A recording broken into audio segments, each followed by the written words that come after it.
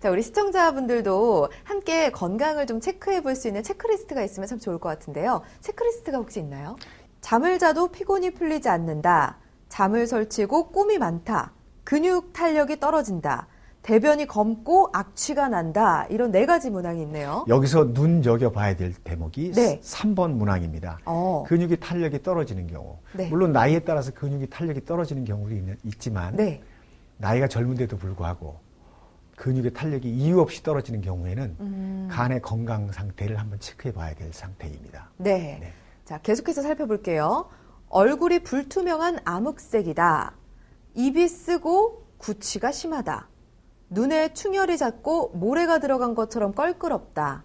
안구 건조증이 심하다. 이런 항목도 네. 있네요. 네. 여기서도 6번 입이 쓰고 구취가 심하다고 하는 사람들이 주위에 참 많습니다. 네. 이것도 이제 뭐 일반적으로 많이 알려진 사실이죠. 입이 쓰고 구취가 심하면 간이 좀 안 좋다라고 맞아요. 일반인들로 알고 있는데 네네. 이것도 눈여겨봐야 될 뿐더러 7번과 8번은 사실 같은 내용인데요. 네. 충혈이 자꾸 모래가 들어간 것처럼 껄끄러우니까 안구 건조증이 생긴 것처럼 이렇게 생기는데 이것도 특이사항 중에 하나입니다. 7번과 8번이 있는 분도 간의 건강의 유무를 한번 체크해 봐야 될 상태입니다. 네. 다음 장도 계속해서 살펴볼게요. 손톱이 얇고 푸석거린다. 소변이 짙은 황색이고 보리밥 냄새가 난다. 신 음식이 싫다. 옆구리 통증이 잦다. 예, 이 모든 것들도 전부 다 간과 연관된 건데요. 네. 이 중에서도 또 한 가지 옆구리 통증이 잦다 네. 하는 게 있죠. 예. 이제 이 경우 우리 인체로 보면 옆구리를 지나가는 게 간의 경락이에요. 네. 우리가 침을 놓을 때 간이 안 좋은 사람들을 좋아지게 만들기 위해서 우리 인체의 옆구리, 옆구리에 있는 경락을 좀 취해서 침자리를 취해서 간을 좀 치료하는 경우가 많이 있습니다. 그래요? 침자리가 아니더라도 옆구리 통증이 있으면 이거 좀 내 간에 문제가 있지 않나 이렇게 한번 의심해 봐야 될 상태입니다. 네, 오늘 새로운 사실을 많이 알게 되는데, 자, 이번에는 마지막 장입니다. 양치질 할 때 구역질이 심하다. 등에 담이 잘 든다. 입에서 피가 난다. 여기서도 이제 다 똑같은 간의 건강을 말하는 것인데요. 15번 입에서 피 나는 사람들이 참 많이 있어요. 뭐 양치질을 심하게 해서 피가 나는 경우 빼고 그냥 이유 없이 자고 일어났는데 입에 피가 묻어 나온다든지 이런 경우에는 간이 좋지 않은 어느 사인이에요. 네네. 그래서 한방적으로는 입에서 피가 난다고 하는 것을 간이 안 좋은 것과 연관을 시켜서 생각을 해봐야 됩니다. 네. 반드시 체크해 봐야 될 사항입니다. 그렇군요. 네. 간에 대해서 건강을 체크해보는 체크리스트를 좀 살펴봤고요. 자, 이번에는 신장의 건강 상태를 한번 체크해보도록 하겠습니다. 체크리스트 보여주세요. 충치가 많은 편이고 치아가 약하다. 치아가 시리다.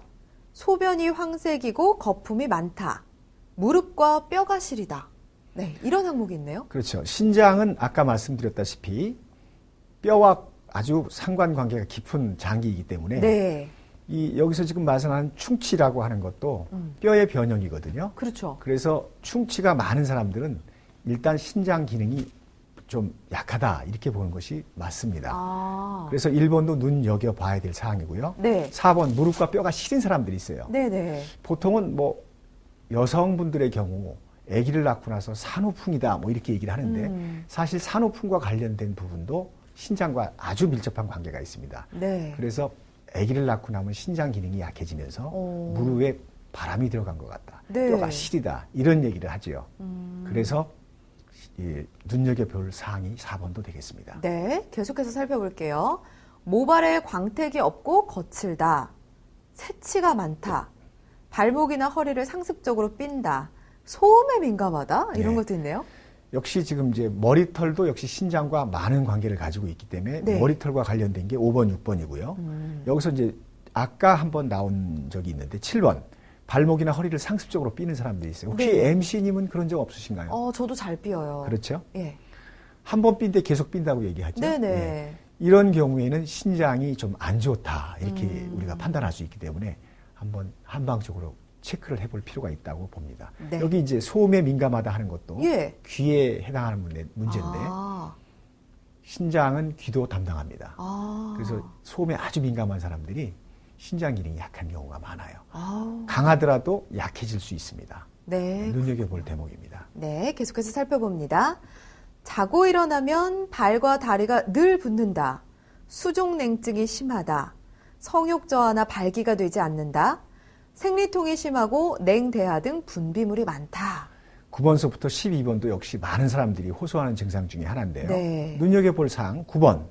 자고 일어나면 발과 다리가 늘 붓는다. 혹시 MC님 그러시거나 주위에 그런 분 많지 않습니까? 많습니다. 저희 어머니도 그러시고요. 저도 잘 붓는 편이에요. 물론 이제 이렇게 장시간 오래 앉아 있는 직업에 있는 분들이 이렇기는 한데 지금 문제는 잠을 푹 자고 피로가 풀려야 될 아침에도 발과 이렇게 다리가 붓는다는 것은 내 신장에 좀 문제가 있구나라고 이렇게 의심해 보셔도 좋습니다. 네네. 10번 같은 경우도 상당히 중요한 징후 중에 하나죠. 저는 굉장히 수족냉증, 차갑거든요. 그죠?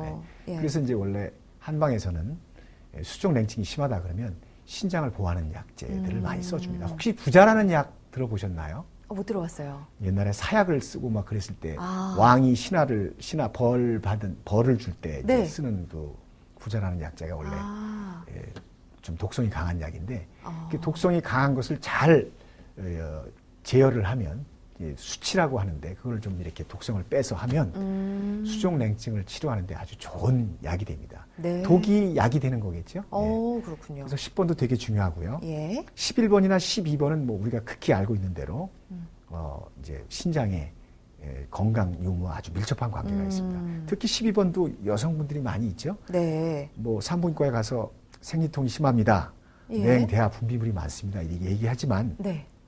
국소적으로 그 이외에 소염제 이 정도 약 쓰는 거 이외에 그 근본적인 원인은 저 멀리에 신장에 있다는 것을 알아야 됩니다. 네, 그렇군요. 자, 계속해서 체크해 봅니다. 발바닥에 통증이 자주 있다. 중이염과 비염이 상습적으로 반복된다. 물을 잘 마시지 않는다도 연관이 있나 봐요? 13, 14, 15가 전부 다 신장과 관계가 있는데요. 중이염과 비염은 아까도 말씀드렸다시피 귀와 연관이 있고. 코. 네. 코는 물론 이제 폐하고도 관계가 있습니다만 네. 염증이라고 하는 차원에서 얘기하면 상당히 중요한 질환 중에 하나입니다. 신장과 관련되어 있습니다. 네. 자, 이렇게 체크리스트를 살펴봤는데 여기서 몇 개 정도 해당하면 이상이 있는 건가요? 네. 간장과 신장은 각각 15개의 건강 정도 체크리스트가 있는데요. 네. 이 중에서 각각 5개 이하면 그다지 별다른 큰 문제가 없다라고 생각해도 좋고요. 네. 5개를 넘어가서 8개까지는 약간의 간장과 신장에 문제가 있는 것으로 보고요. 8개 이상일 때는 반드시 전문가를 찾아서 나의 간장과 신장의 건강 유무를 체크해 봐야 합니다. 어떤 검사들이 이루어지는지 살펴보도록 할게요. 처음에 환자가 내원하게 되면 설문검사를 거치는데요. 설문검사는 사상체질이 가장 우선이 됩니다. 네. 소양, 소음, 태양, 태음 들어보셨죠? 네. 그 다음에 한성체질인지 열성체질인지 이것을 감별하는 것이 가장 중요해요. 설문검사가 끝나고 나면 모아레 검사를 하는데요. 모아레 검사는 현행법상 한의원에서는 아직 엑스레이 장비를 쓸 수 없기 때문에 디지털 카메라를 써서 관절 척추 부위 그리고 아픈 부위에 찍습니다. 그러면 그 부위에 함몰됐는지 윤기가 됐는지를 찾아내서 네. 이쪽 부분에 문제가 있겠구나라고 하는 것을 찾아내서 그 부분을 집중적으로 치료하기 위함입니다. 세 번째는 양도락 검사인데요. 양도락은 1960년대에 일본에서 처음 만들어진 것인데요. 우리의 동양적인 12경락의 건강 상태를 체크하는 기구입니다.